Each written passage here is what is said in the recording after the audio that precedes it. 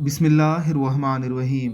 हुज़ूर अलैहिस्सलातु वस्सलाम का पसंदीदा दरूद शरीफ हज़रत अक़दस शेखुल मशाइख हज़रत शाह वलीउल्लाह साहब रहमहुल्लाह हिर्ज़े समीन में तहरीर फरमाते हैं कि मुझे मेरे वालिद ने इन अल्फाज के साथ दरूद पढ़ने का हुक्म फरमाया था। अल्लाहुम्मा सल्ली अला मुहम्मदिन नबील उम्मी व आलिही व बारिक वसल्लिम।